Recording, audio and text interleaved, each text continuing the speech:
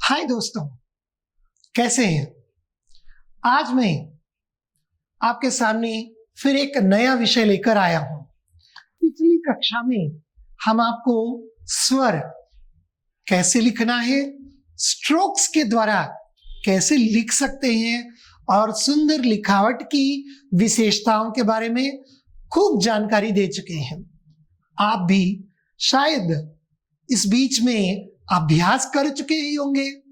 हाँ, बड़े बड़ों का कहना है, bad handwriting is the symbol of imperfect education.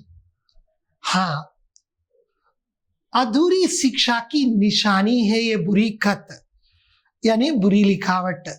ये बुरी लिखावट कोई भी नहीं चाहता है ना?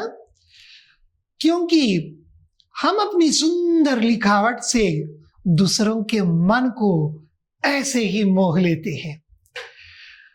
अब्राहम लिंकन, महात्मा गांधी जैसे लोग भी अपनी बुरी लिखावट की वजह से बहुत पछताए थे। लेकिन अब हम बहुत छोटे हैं, आगे हमारा भविष्य, सुंदर भविष्य और उज्जवल भविष्य हमारे लिए इंतजार कर रहा है। इसको बनाने के लिए हमें अच्छी लिखावट सीखनी होगी। हाँ, ये क्लासेस जो हैं आपके लिए सुलेख या सुंदर लिखावट लिखने के लिए और सीखने के लिए ही आयोजित की गई है। आप तो बहुत शानदार होनहार हैं। होनहार बच्चों के लिए इशारे ही काफी हैं, तो इशारा मैं दे रहा हूं, अभ्यास आप करेंगे।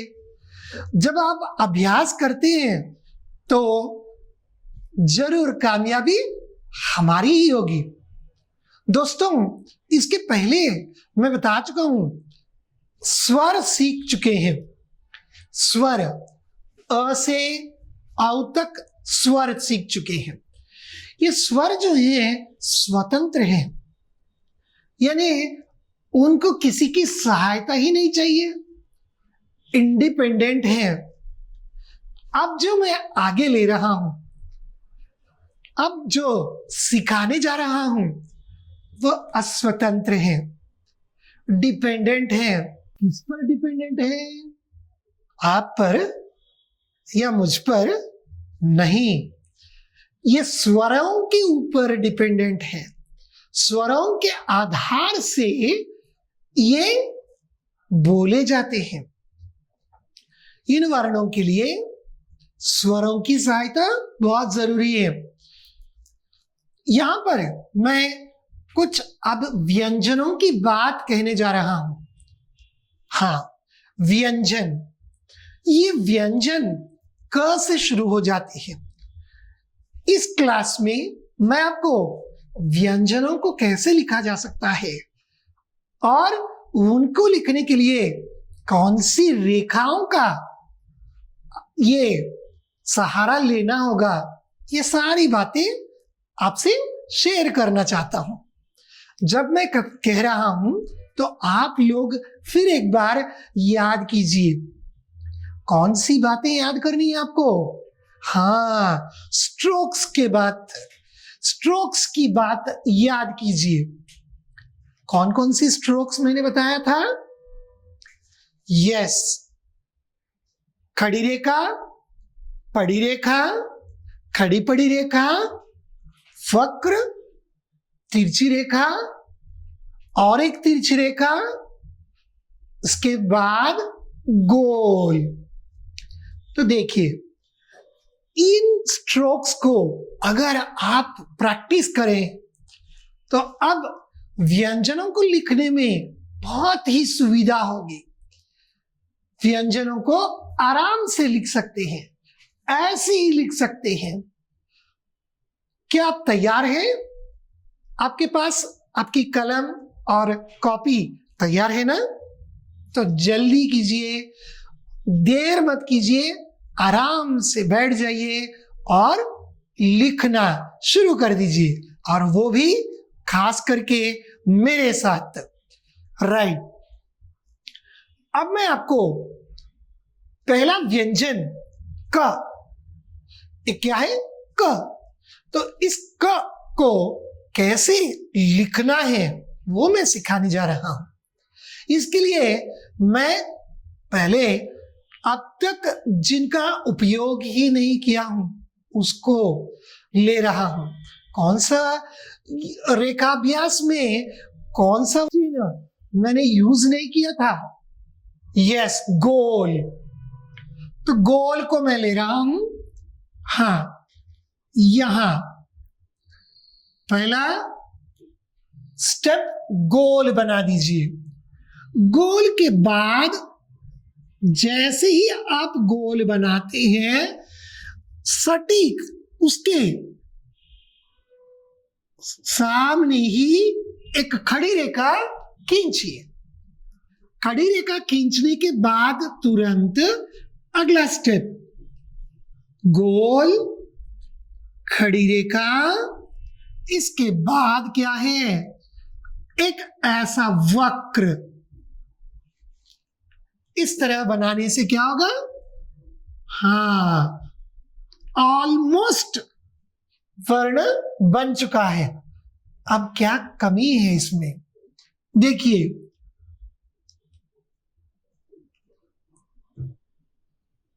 गोल, खड़ी रेखा, साथ में वक्र, इसके बाद पड़ी रेखा।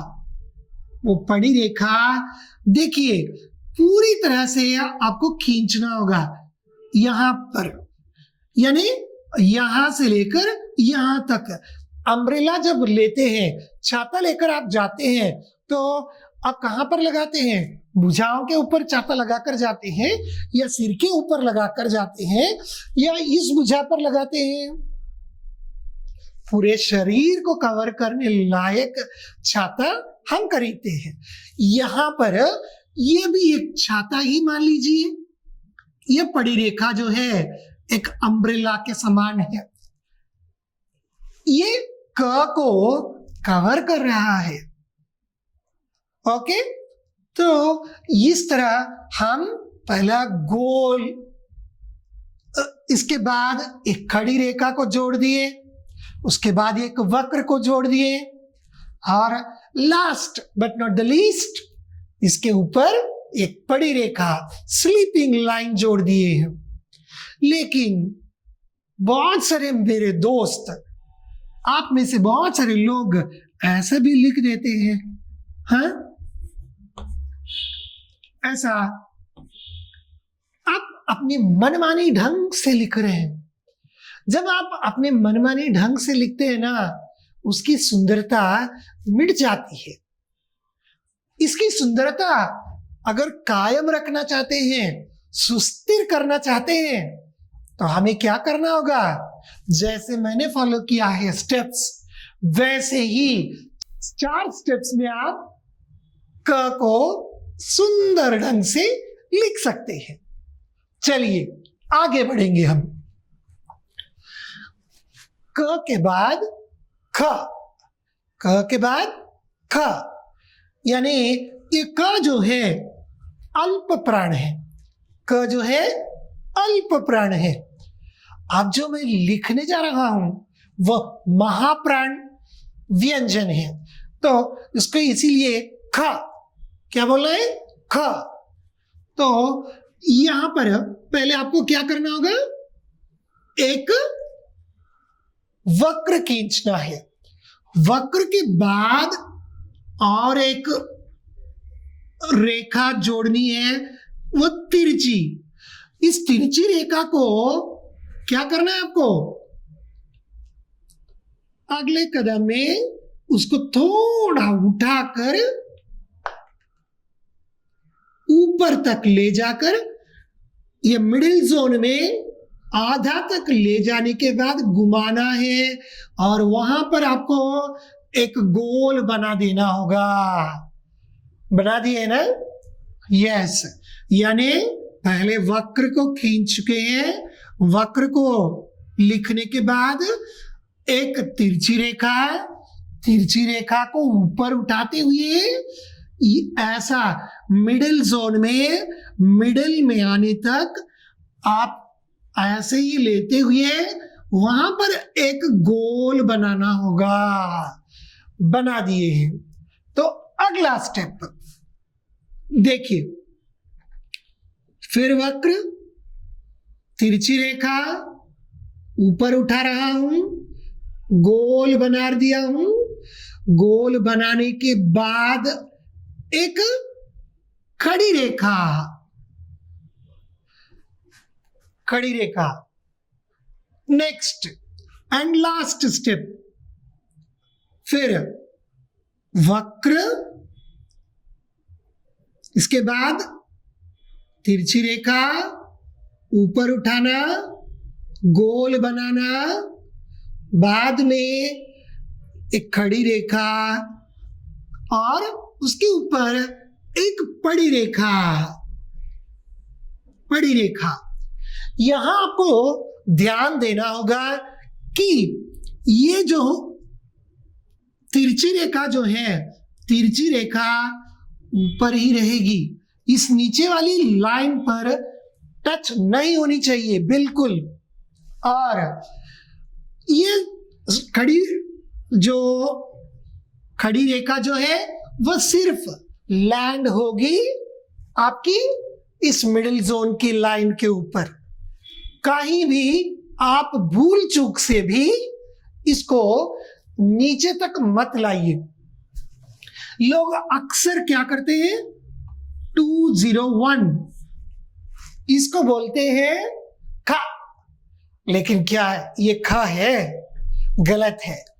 इस तरह लिखने से आपका वो जो वर्ण है वो शुद्ध नहीं है। तो इसको लिखने के लिए आपको क्या करना होगा, इस प्रकार लिखना है।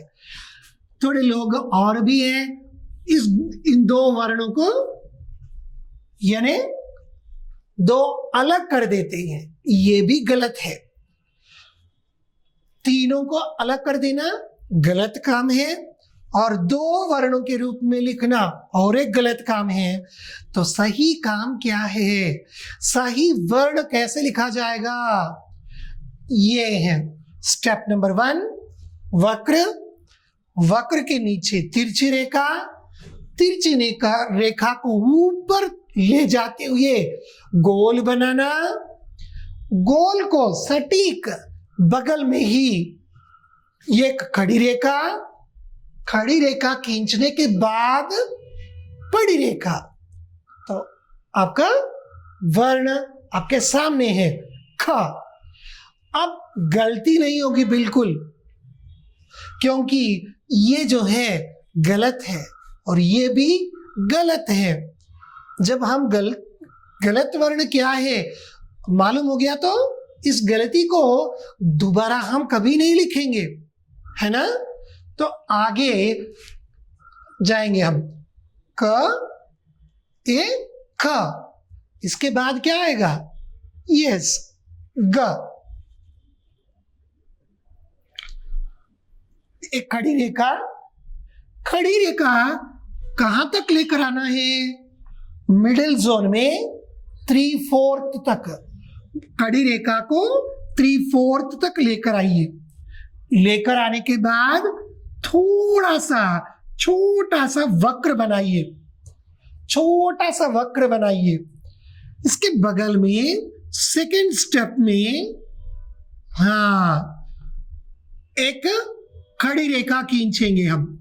ये खड़ी रेखा फुल लाइन होनी चाहिए।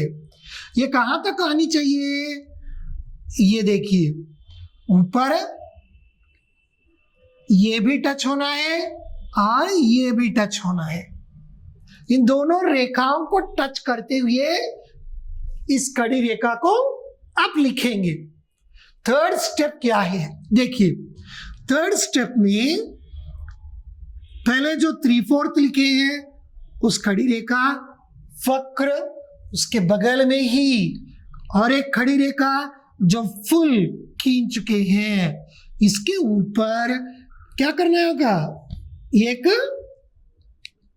पड़ी रेखा खींच दीजिए। हो गया है ग। ग के बाद घ। अब हम एक छोटा सा वक्र लिखेंगे। पहले ये आधा होना चाहिए। हाँ, इस छोटे से वक्र के नीचे और एक वक्र। देखिए जैसे मैंने लिखा है, इसको नोटिस कीजिए, ये बराबर है इस तरह। ये दूसरा वक्र इसके नीचे नहीं आना चाहिए, अंदर होना चाहिए। ये ध्यान देने की बात है। और आगे ले जाइए, इस वक्र को दूसरे वक्र को ज्वाइन करना होगा एक कड़ी रेखा से। कड़ी रेखा आ गई है और ये दो वक्र जो है आपकी इस मिडिल जोन में ठीक 3/4 तक ही आ सकता है, इससे ज्यादा बिल्कुल नहीं होना चाहिए। ओके, तो नेक्स्ट अब देखिए, फिर लास्ट स्टेप लिख रहा हूं।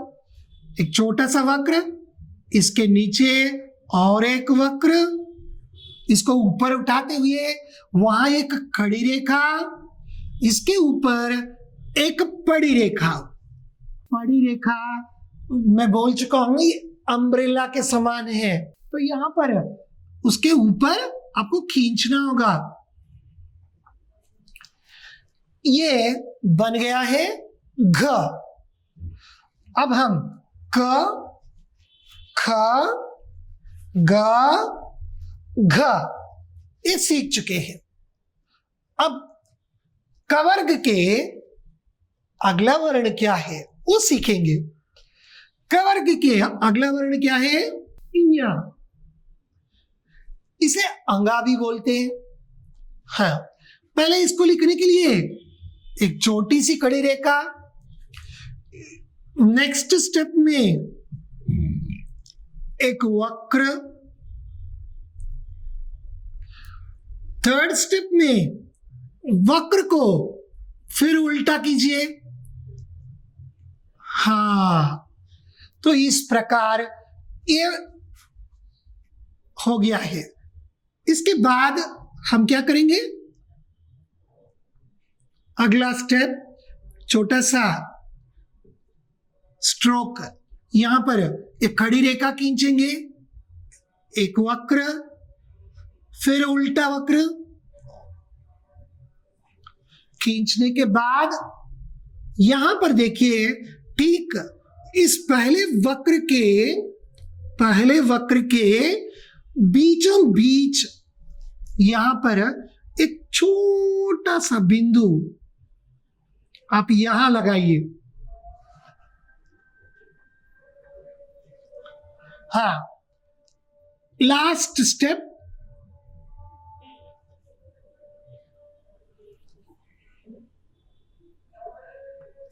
ऊपर पड़ी रेखा।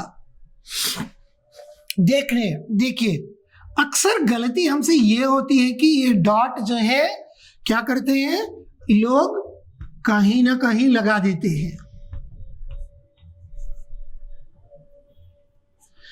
इस प्रकार 1 2 3 तीन तरह से गलतियां कर देते हैं। बिंदु वहीं पर लगाना है जहां वह आवश्यक है। मैंने क्या कहा? पहले वक्र जो है उसके बीचों बीच, सरासर बीचों बीच, ये देख लीजिए, ठीक उसके सामने आपको लिखना होगा, तभी वह शुद्ध वर्ण है, सही है। तो यहां पर हम अब सीख गए हैं क, ख, ग, घ, अंगा, य। आइए, कवर्ग के बाद हम चवर्ग में जाएंगे। च और उसके अन्य साथी 4 वर्ण, ये सब मिलाकर 5 वर्ण हो जाते हैं, उसको चवर्ग बोलते हैं। च, छ, ज, झ, इणी। इन 5 वर्णों को मिलाकर च वर्ग बोलते हैं। क, ख, ग, घ, इनिया, इसको क वर्ग बोलते हैं। तो यहां पर अब मैं च वर्ग सिखाने जा रहा हूं। पहले च वर्ण को लिखने के लिए आपको एक पड़ी रेखा खींचनी होगी। पड़ी रेखा के बाद एक वक्र खींचिए। एक वक्र को खींचने के बाद अब क्या करेंगे, अगले स्टेप में चले जाइए। अगले स्टेप में एक खड़ी रेखा खींचिए।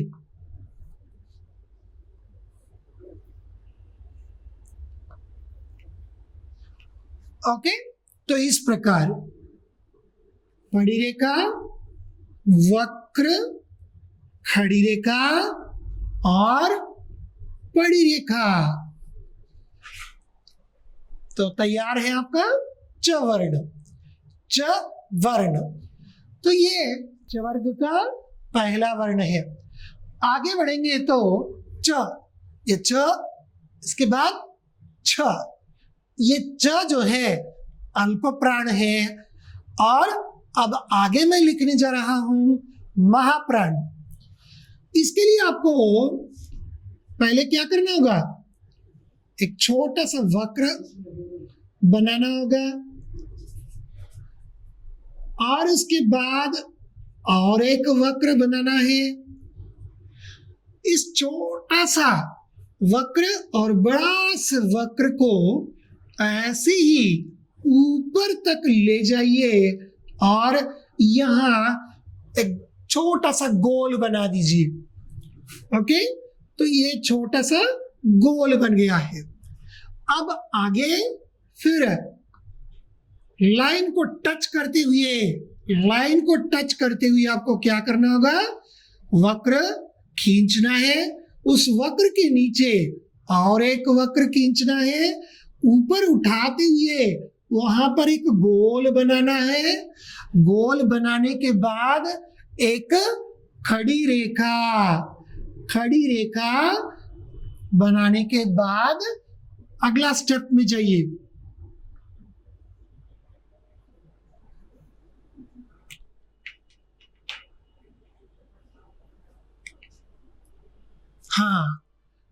ये ऊपर बड़ी रेखा खींचिए। बस ये च, ये छ, यानी महाप्राण वर्ण है। यहां पर हम च वर्ग के अगले कदम में बढ़ रहे हैं। च, छ होने के बाद ज को कैसे लिखेंगे, एक वक्र बनाइए। वक्र को जोड़ते हुए एक बड़ी रेखा खींचिए। थर्ड स्टेप में वक्र, बड़ी रेखा, एक खड़ी रेखा, और लास्ट स्टेप वक्र, बड़ी रेखा, खड़ी रेखा और ऊपर ये बड़ी रेखा होगी। ये बन गया है ज वर्ण। इसके बाद ज के बाद झ, ये कैसे लिखेंगे, हम ऑलरेडी इसको तो सीख चुके हैं, है ना, इस वर्ण को सीख चुके हैं। तो यहां से मैं शुरू कर रहा हूं। पहला स्टेप है और दूसरा स्टेप,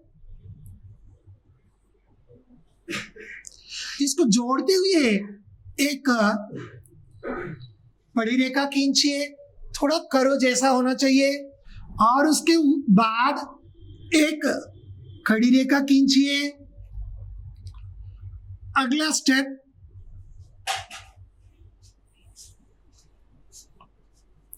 खड़ी रेखा के ऊपर एक बड़ी रेखा खींचिए। हो गया है झ वर्ण। झ वर्ण। तो यहां पर देखिए छ, छ, ज, झ। इसके बाद हम आएंगे इणी। तो इणी को लिखने के लिए पहले आपको क्या करना चाहिए? तो यहां पर देखिए एक छोटा सा वक्र बनाना होगा,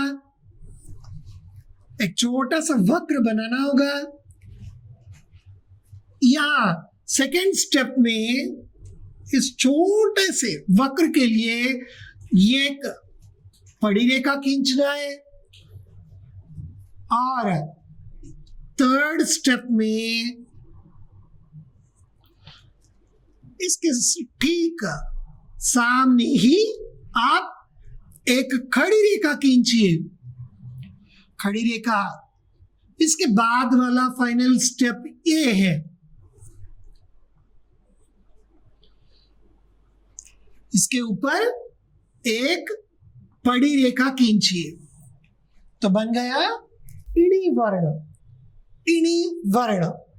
अब ये अंगा या ञ या इणी, ये जो वर्ण है अब सिर्फ वर्णमाला में लिख रहे हैं, लेकिन शब्द बनाते समय थोड़ा आसानी से इनको सीखने के लिए, लिखने के लिए, टाइपिंग की सुविधा के लिए, टंकण की सुविधा के लिए, कंप्यूटराइजेशन की सुविधा के लिए इसको अनुस्वार के रूप में यानी ऊपर डॉट के रूप में लिखकर डिनोट कर रहे हैं। आधा अक्षर के रूप में जब ये आएगा तब हम इसका प्रयोग डॉट के रूप में कर रहे हैं। इस प्रकार देखिए च, छ, ज, झ, इणी। इस प्रकार हम च वर्ग के वर्ण भी सीख चुके हैं। विराम लेना चाहता हूं। धन्यवाद।